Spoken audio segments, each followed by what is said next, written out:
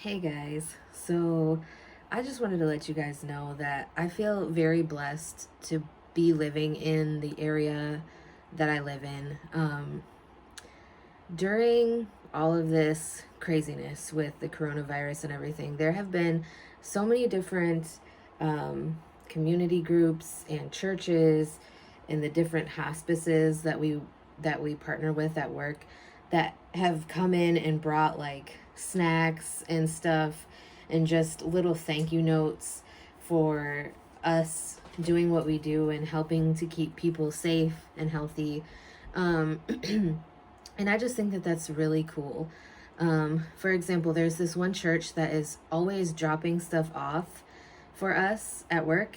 They've dropped off popcorn, they've dropped off little goodie bags of like granola bars and candies and chocolates and things like that, just to kind of boost our spirits and keep us going. Because even though our facility is COVID free and has been for a while now, it's still hard. Just the thought that it can come back at any time and reinfect people within our facility is scary. And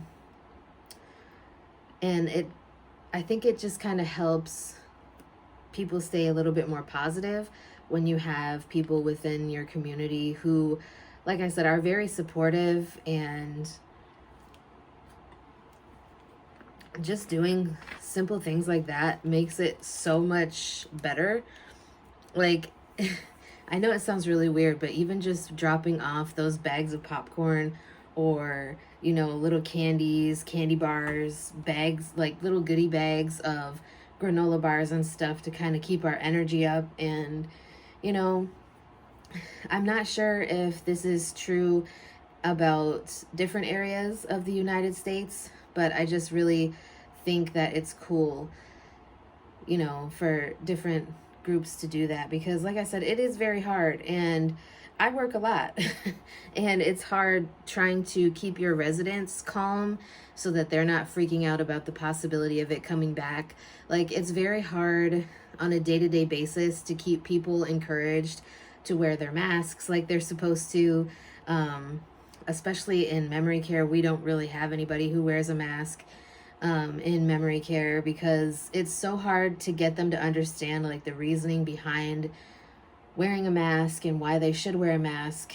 Obviously, it's different for assisted living because those people tend to understand a little bit better. Like, they're able to make that connection that someone who has dementia or Alzheimer's doesn't really have the capacity to make.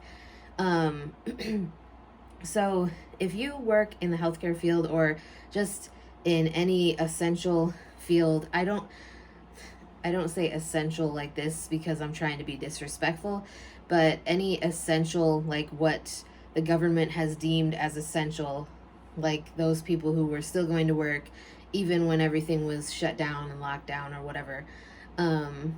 If you work in those essential industries, I'm just curious to see if any of you guys have had similar things happen within your communities. And if you have, if you'd be willing to share in the comments, like maybe things that people in your community have done for you and your coworkers. Because I just think it would be cool to hear other people's stories and kind of how you're getting through it. I know that like with healthcare, it can be very stressful just without a pandemic. And when you add in a pandemic to the mix, it's like insanity times 1,000. But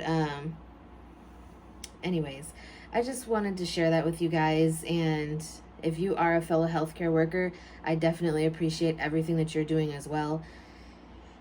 We just got to stay strong, and hopefully things with vaccines and stuff like that start to come around. I've heard of a couple of promising studies, but they're in such early stages that who knows how long it's going to be before they're even able to start testing it on like people. I have heard of a couple that are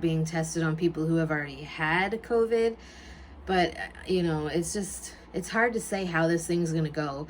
And I'm a little bit worried about whether it's going to reemerge worse once the weather starts getting a little bit colder. So anyways, what do you think? How do you feel? How are you doing? Are you hanging in there? And I will talk to you guys again in my next video.